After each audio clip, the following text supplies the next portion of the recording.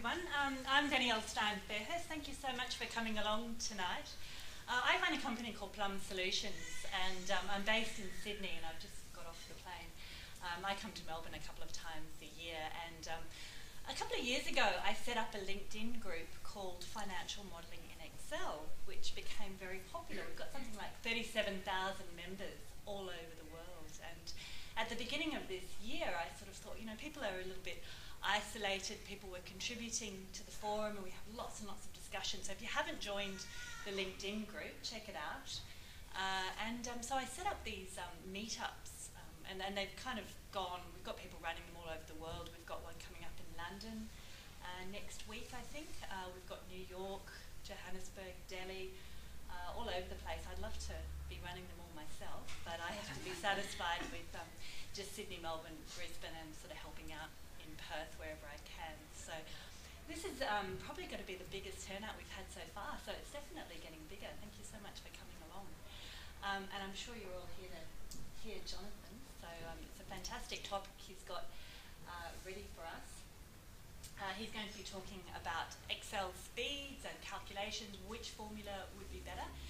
Jonathan runs JPA Financial Modelling, sorry. He's ex-KPMG and is a specialist in financial modelling, so might be better if you introduce yourself a bit more accurate.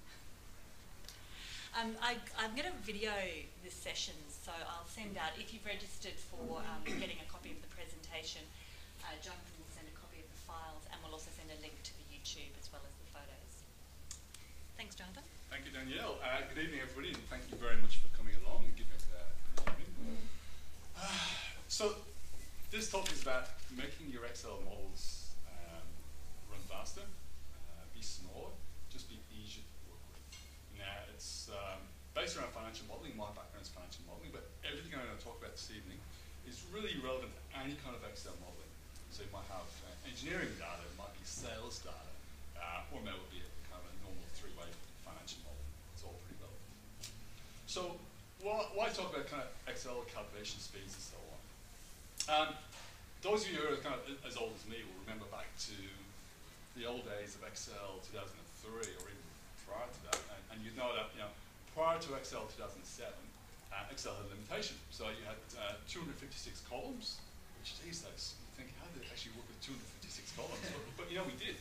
And it had 16,000 rows, which again just seems ridiculously small. And then Excel 2007 came along, and it made this massive leap to 16,000 columns and about 1 million rows.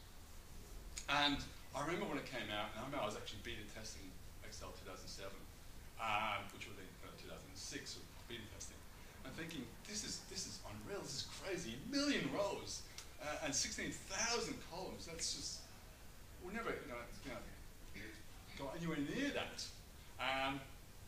And look, we didn't initially. So Excel 2007 came out, and as with all software, all Microsoft releases, it takes quite a while for people to kind of convert. So actually, just in that, if I do a show of hands, who here uses Excel 2016 as your regular day-to-day Excel? One person, maybe? All right. How about Excel 2013? Okay, Excel 2010. All right, 2007. Nobody? Nobody would admit to it. Yeah. I know certainly big companies, a lot of big companies, so it's not your fault, are still using 2007 just because I'm making shit. Some clients are still using 2003, believe it or not, which is flabbergasting because it's so full of security holes in it. So, look, as you can see, and it looks like that 2010 was the biggest number of hands, which is interesting. So 2007 came out, but actually it took a while for people to start using it, and people still had to build models that were compliant in 2003. So 256 columns, 16,000 rows. It was around about 2010, maybe 2011, that the use of Excel 2007 became widespread enough that people had the confidence to start using the extra rows and columns. And then it got to about 2012, 2013, and people are going for gold. They're just saying, right, 1 million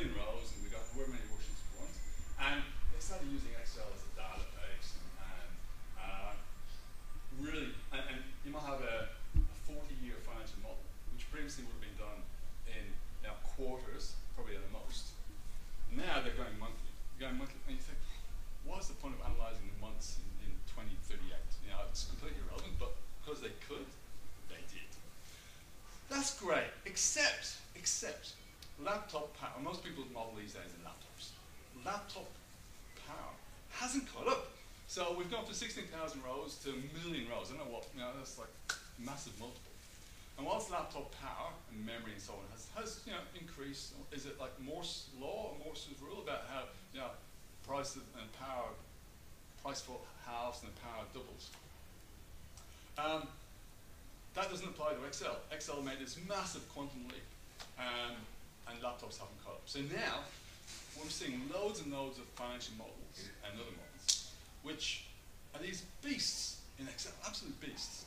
And people have these kind of fairly mundane laptops that just can't cope. They really struggle. And they spend hours and days and weeks and long hours into the night building these big models. And then they hit F9, and it's like, oh, I'll go and grab a coffee now. So, I'm not here tonight to talk about how you stop using the rows and columns. That's, if you want to do that, great, go for it. But I'm hopefully going to give you a few tips that will help you when you are building these big models. Might shave a little bit of time off this. Now, a lot of my background is in infrastructure financial modeling. And anybody who's in that sector knows that what you have in an infrastructure financial model is often what's called a solving model. It's like we use goal seeks and we use other iterations, and we actually calculate the model thousands and thousands of times. So for example, I do a lot of work on toll roads and toll road PPPs. And so you hit solve in those models, and it will literally calculate 5, 6, 7,000 times to solve for the debt and the gearing and so on.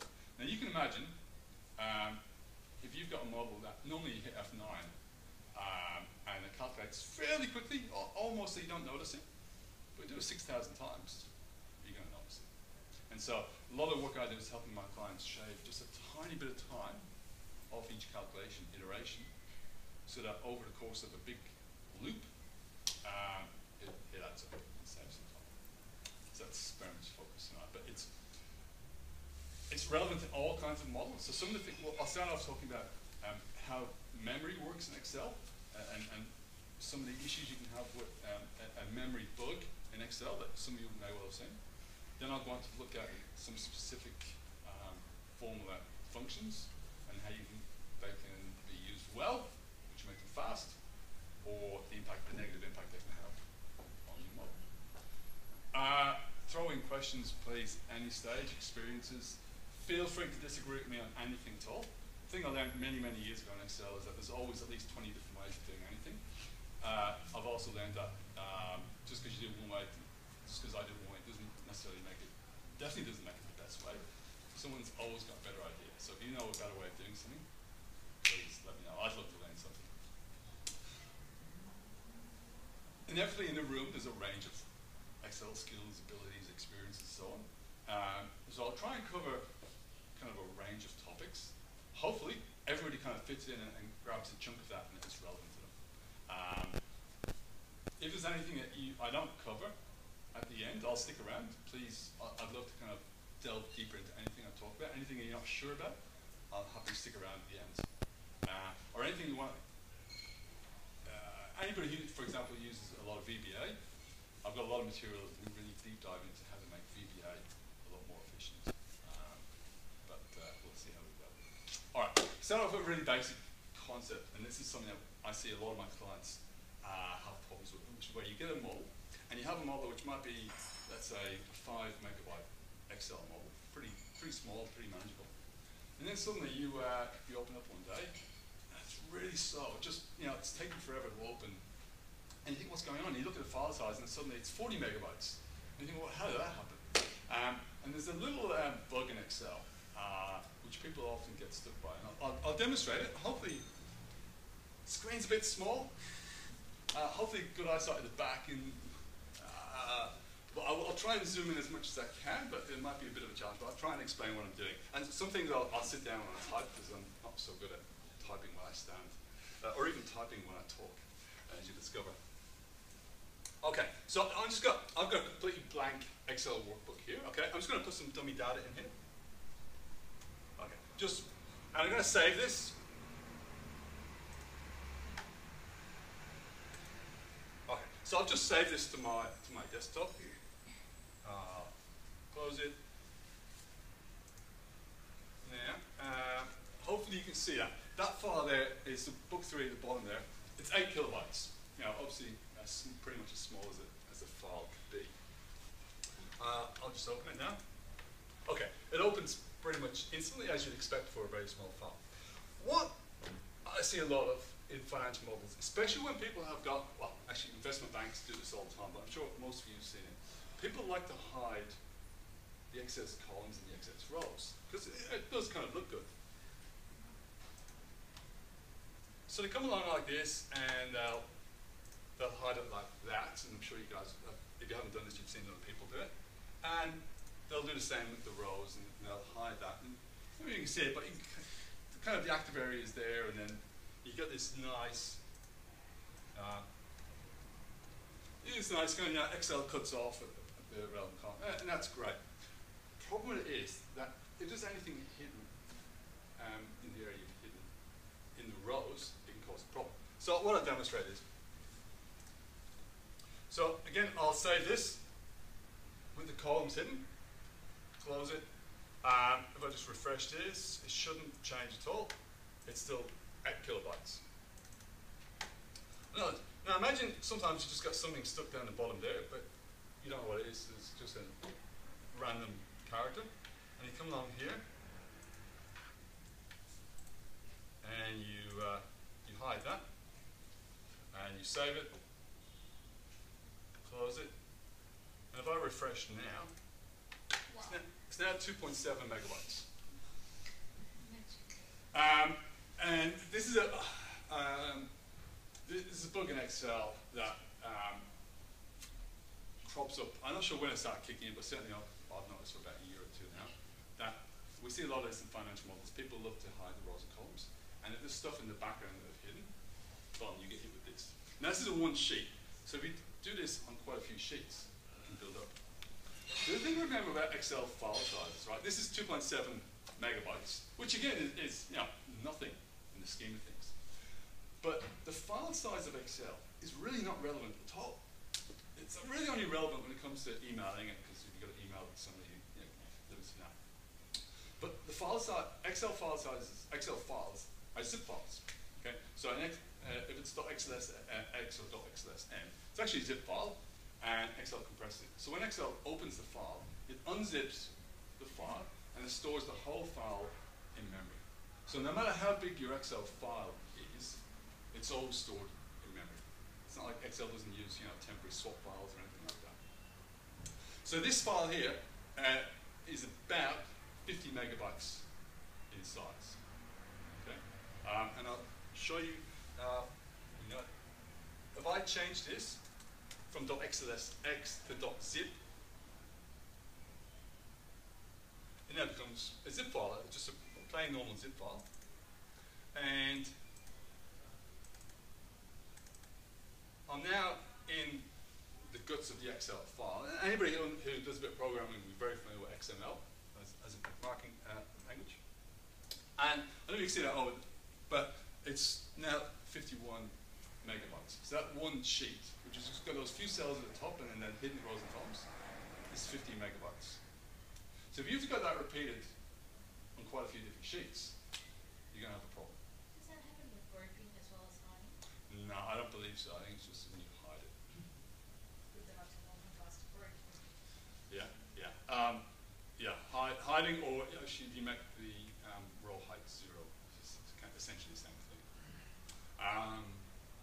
So definitely something to watch out for. Or if you find that you've got a model which is suddenly got that problem, that may be the problem. Fixing it is not that easy. Fixing is not that easy because what else? I'll just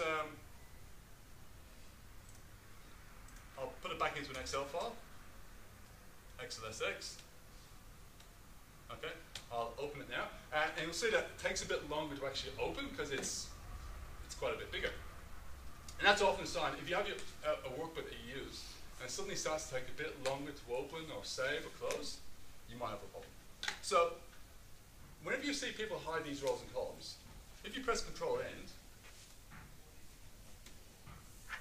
if it takes you to that kind of intersection there, always say to yourself, what's in those hidden rows and columns? So,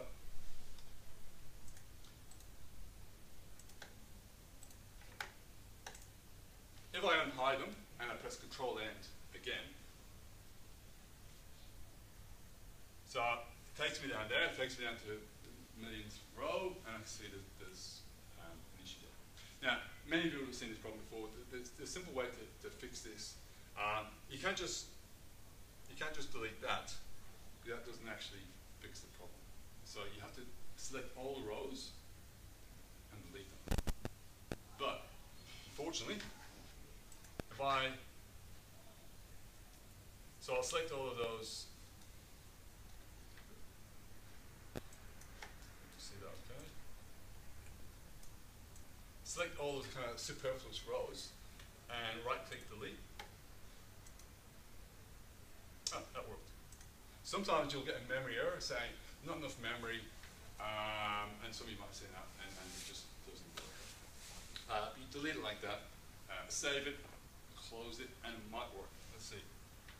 I'll save it, close it. No, see, it hasn't. It's still 2.5 megabytes. So, I won't delve any further into this. At the end of this, if anybody's interested, I'll show you how to edit the XML. So you can actually fix this by editing XML. It gets a bit really, really geeky, so, but come and ask me at the end, and I'll show you how to go in and edit the XML to fix that problem. Okay. So what do you do if you go to do the delete and it says you can't do it? So, well, it's a few different ways of doing it. The XML at the end I can tell you about. Excel's got, most people use 32-bit Excel. So Excel comes in 64-bit and 32-bit, and most of you know, 64-bit Excel has got no memory limit. So if you've got 40 gigs of RAM, it can use all 40 gigs. And it will have no problems with this. But most people, especially in corporates, use 32-bit Excel, which has got a 2 gigabyte memory limit. So no matter how much memory you've got on your laptop, Excel can only grab 2 gigabytes of that. And it's not actually that efficient at grabbing the 2 gigabytes. So it often only has really 1.5 gigs max. And it's really bad at utilizing all of that. So if 64-bit Excel is not an option, you got to edit the XML. Or if it's sometimes it's in a workbook, and you know you've got one sheet, which is a problem because as you're scrolling, as you're going kind of sheet to sheet to sheet to sheet, it goes really quickly, and then you hit one sheet and it kind of stalls and it's just really sluggish. So you think, well, that's the problem there.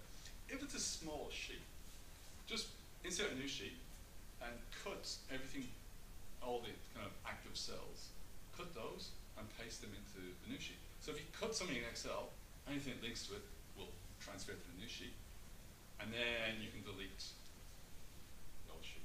You got to keep an eye on things like range names; they can get a bit messy. But generally, you can cut everything out, paste it into the new sheet, and that might solve the problem. Okay. Any more questions now before we move on? Okay.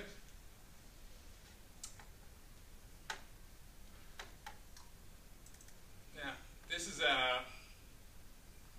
something that gets people's spirits up a little bit.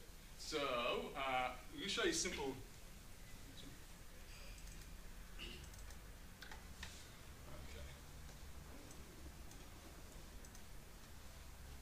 Okay, so this is a really simple example where I've got a whole lot of data. So what I've got here is two columns, okay? Column A, column B, and they're exactly the same. So whatever number is in column A will be the same number in column B. And there's 10,000. So it's actually the numbers 1 to 10,000, just in there. And in here, in this cell here, I've just got a random number between 1 and 10,000. So every time I hit F9, that will change. And what I want to do is to look up that number. So I look it up in column A and return the relevant number in column B. So a very, very, very kind of straightforward lookup example that people do in all kinds of Excel models. about 20 different ways of doing it in Excel. So again, another show of hands. So who would use VLOOKUP? Okay. How about offset match? Okay. I see more than one hand for that. Index match? Okay. SUMPRODUCT? Some products. Or anybody got an alternative approach? Maybe lookup? Well, all right. So it looked like it was probably slightly more for index match than VLOOKUP. And how's anybody for offset match, which is interesting. Personally, I would probably go index match. Well, I would go index match. But lots of different ways of doing it. This is the type of thing that we see a lot of in financial models, and it's one of the key calculation bottlenecks. So if you do anything involving lookups, they really slow down your computer, really slow it down, really slow down your model, and you can, conversely, though, there's a great opportunity to save a lot of time with lookups. If I zoom out a little bit, so at the moment, see this. So what I've got an index match here, and we're basically indexing the unsorted sheet, and we're using a match. So we're looking for this number 7932. We're looking for the match bit. They're saying, well, find that in column A, tell us the position, and then the index bit is returning the corresponding number in column B.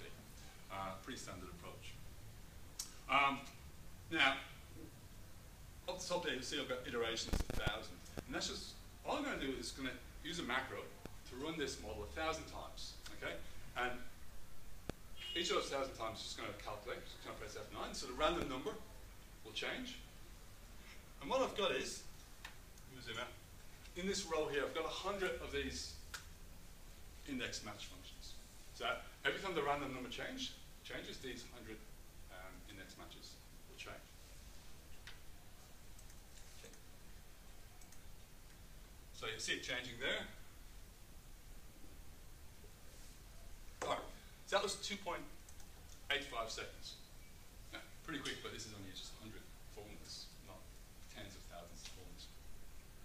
A couple of ways that you can make this a lot quicker.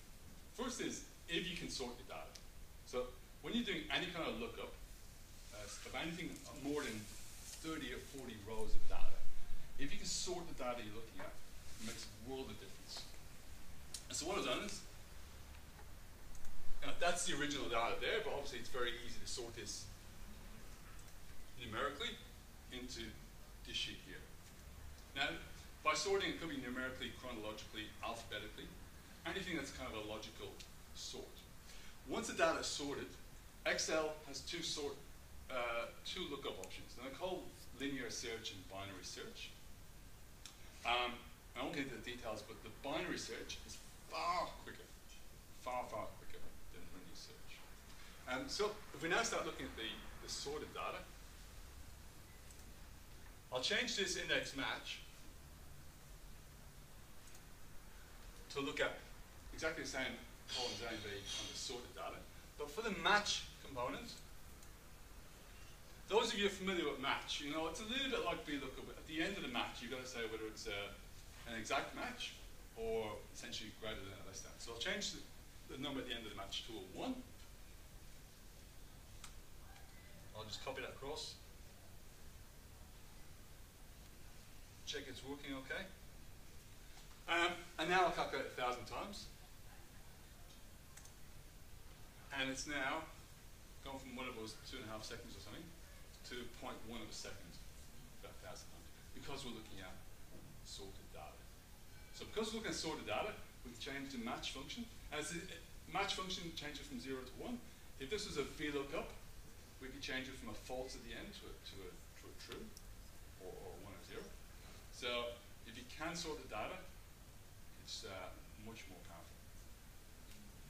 Now, again, something I can talk about afterwards, I won't get into now. One of the reasons people don't like doing the number isn't there, it will return the wrong number. So if you're searching for 58, and 58 isn't there, but 59 is, it will return 59. That's normally not what you want.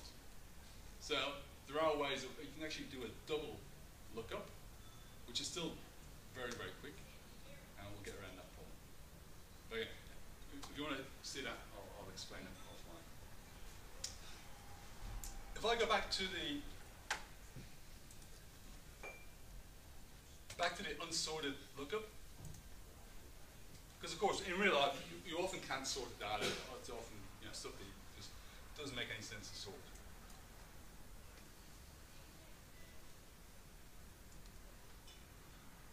So I'm back to my index match here of unsorted data. Something I see a lot of in financial models that people use index match extensively. So in a big financial model, we have a tool which calculates the number of functions used. So in this case here, there's an index and there's a match, and it's copied across 100 times. So we've got 100 index functions, we've got 100 match functions. In a big financial model, you typically have around about 1 million functions in the workbook, sometimes 2 or 3 million, and at the low end, about 500,000. The most common two are probably if and sum. You see maybe 100,000 of each of those, but you'll sometimes see 50 or 100,000 match functions. People just use like index match and they copy it all the way across over here. The issue is, and you won't see this so clear, I'll zoom in again, that this match function here, which is copied across, doesn't change. It returns the same thing each time. So we're looking for the 4799 and we're trying to find its match, and all of it is the same. So if we take the match function out of the formula that's copied across and pop it out somewhere else. So I'll just take this out there, I'll pop it in here.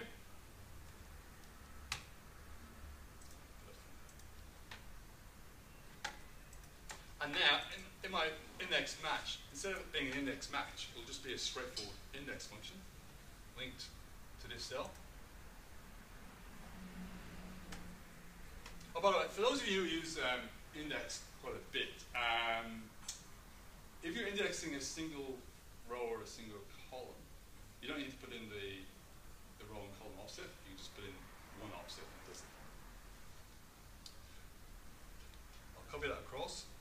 So now we just have a straightforward index. We've got the match separately there. And I'll calculate this 1,000 times. It's 0.27 seconds. So about 10 times quicker than when we did it previously by having the match function copied all across. That's one of the big areas I see where people can really improve the models. Like things like match, the match function in particular is very calculation intensive and it really slows it down. So if you take it out of your, when you're building a model, look at see where you're copying it across and copying it down, and it's still just doing the same thing each time, and try and take it out and put it somewhere else.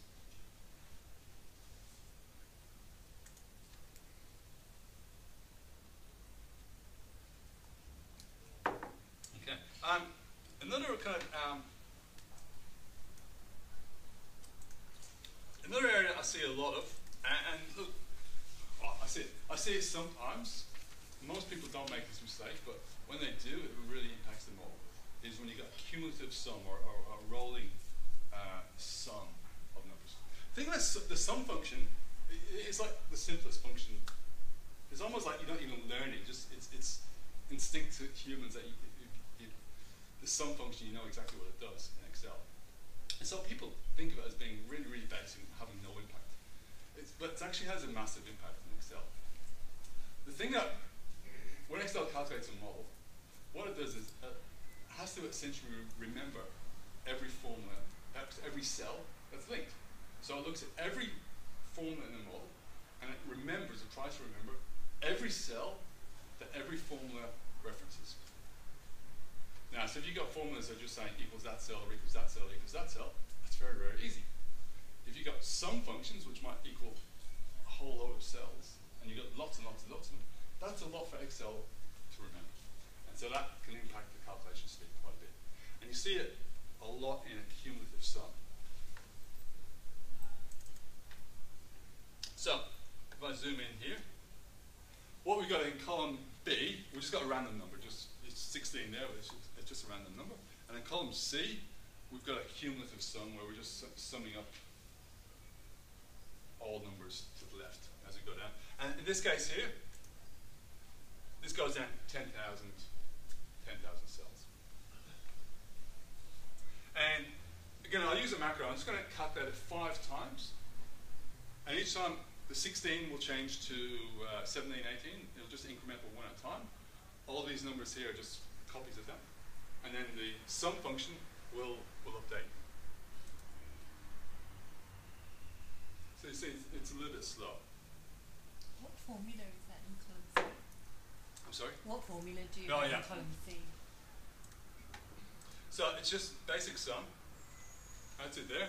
And just because I've anchored the first half of the sum and drag it down, the sum range, as we go down, the sum range just expands. So that, at the end, this cell here is looking at essentially 10,000 cells. So it's looking at a lot of cells. On average, we've got 10,000 formulas. On average, each one is looking at 5,000 cells. So we've got 50 million cells that Excel has to remember for this sum. Excel has to calculate. And this is the type of thing where, because we're just doing a very, very simple, it's kind of an elegant formula as is, but it just takes too much space, too much calculation space. So I would simply come along and say, well, this one is equal to that, and this one here is equal to that plus that. Those two. Copy that down. It'll be exactly the same number.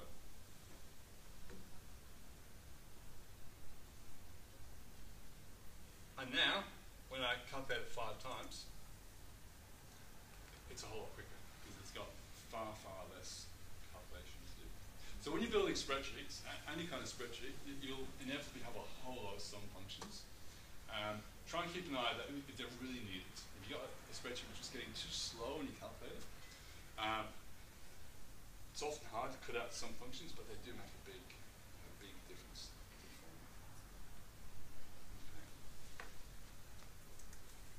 How we got for time, Danielle?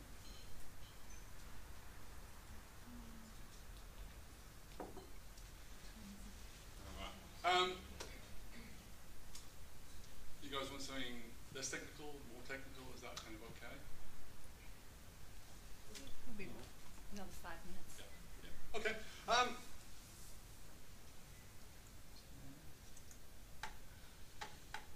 Really, really quick win. So, how many people here actually use a laptop as your normal kind of work computer? Oh, good half of them. This is something I see a lot of with clients where they have a model, and you're working at your desk and on your laptop, and it's kind of all calculating okay. And then you got a presentation to your boss or a client or whoever it might be. So you go into a meeting room or something.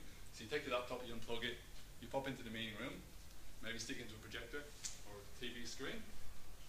You run your model, and it's just not working properly. It's slow. It's just, and something that maybe took, you might have like a goal seeker, you might have a data table that was like pretty much instant at your desk, and then suddenly it's sluggish. And it's often because, depending on your laptop and depending on the version of Windows you've got, Excel, when you take it off the power, can throttle down your CPU power. So obviously you all know, you pull out the plug, and most times your laptop screen dims because it goes into kind of a battery saving mode. Well, it often dims the CPU as well. Now, in Excel, anybody who's into kind of gaming or whatever would know about CPUs and GPUs. Excel only uses the CPU of your computer. Everything goes through the CPU. And if your computer throttles down the power of your CPU, it's going to kill your model. So this is, you can kind of almost ignore what's going on here, but this is just a really, really, really simple project finance model. But what I do, I use this to demonstrate, zoom in here. what this model does, it just goes through hundreds of iterations. So in a PPP model, we iterate many thousands of times. This model just does a kind of a gold stick, iterates hundreds of times, but the key thing is a time per loop here, okay? So it's in thousands of seconds. And if I solve this, it's just going through. Now you can see, yeah, it was 3 thousandths of a second per, and there were 781 calculation iterations. All up, it took 2.48 seconds. If I pull the power out,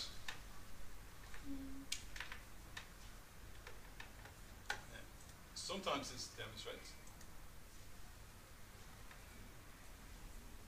Now it took 15 thousandths of a second. So it took about the same total time, but now it only iterated 141 times. So it's a lot slower. And that's because there's a setting in Windows. So you're all familiar with this kind of Windows power setting. And when you go into the advanced power settings, and this only applies to laptops, it won't be on a desktop computer. If you scroll down here, there's one called Processor Power Management and Maximum Processor State. I don't know if you can see that, but on this one here, when we're plugged in, it uses 100% of the processor. But when we're on battery, it uses 30%. There's a massive difference. When everything in Excel goes through the processor, through the CPU. So if you check your computers, and you can just set this back to 100%, that'll be fine. But if you got that 30%, then it's going to be drastically slower on battery. Now, obviously, you put it to 100%, it's going to kill your battery. But if you're just going to do a presentation for 20 minutes, that doesn't matter. Or if you can, plug in.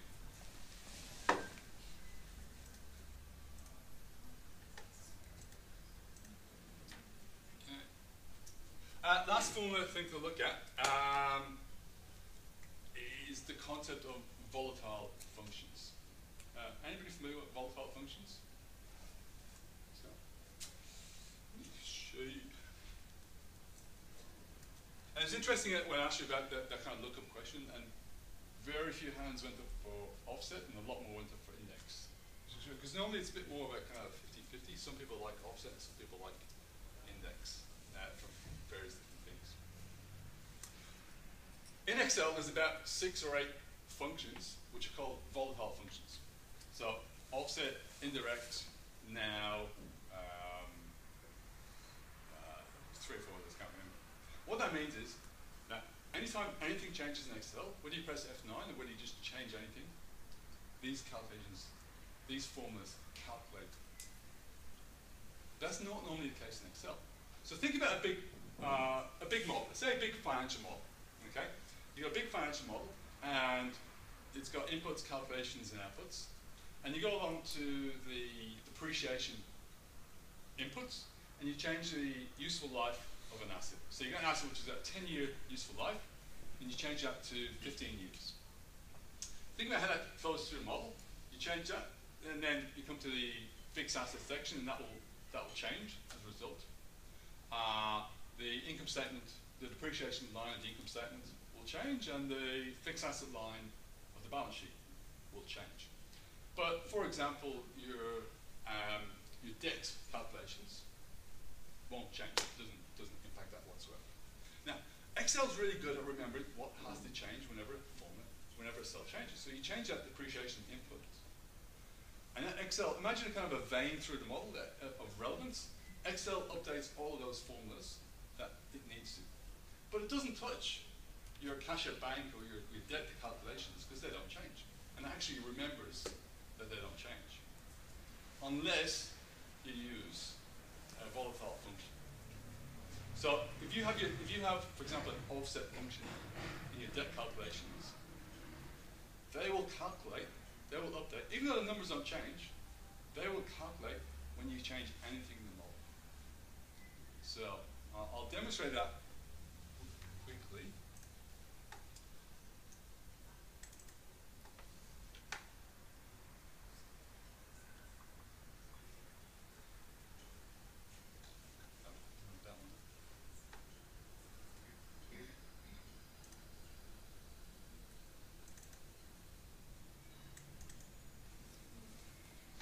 So all I've got, again, I'm just going to use a macro. If you can see at the top there,